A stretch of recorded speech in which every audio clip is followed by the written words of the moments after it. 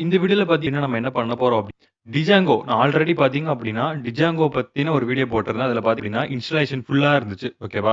இந்த வீடியோல பார்த்தீங்க அப்டின்னா, என்ன பண்ண போறோம் ஜஸ்ட் அந்த இன்ஸ்டாலேஷன் மெத்தடையும், அதே மாரி பார்த்தீங்கன்னா, டிஜாங்கோல ஒரு ப்ராஜெக்ட் எப்டி கிரியேட் பண்ணலாம்? ஓகேவா?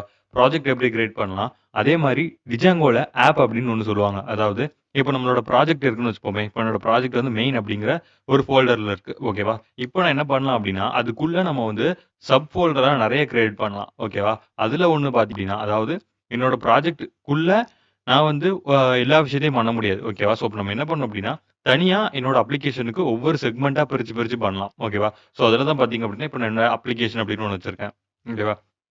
அதே மாரி பார்த்தீங்கன்னா, ஒரு லாகின் அப்டின்னு ஒண்ணு வச்சிருக்கேன். ஓகேவா? இந்த மாரி ஒவ்வொரு விஷயத்தையும் பார்த்தீங்கன்னா, ஒவ்வொரு ஆப் அப்டின்னு சொல்லுவாங்க. ஓகேவா? இது எப்டி கிரியேட் பண்றது? அது மட்டும் இல்லாம, நம்மளோட வெப் பேஜ் எப்டி ஓகேவா? இதெல்லாம் வச்சு எப்டி நம்மளோட வெப் பேஜ லோட் பண்ணலாம்? அதே மாரி இது எல்லாத்தையும் எப்டி ஒவ்வொன்னு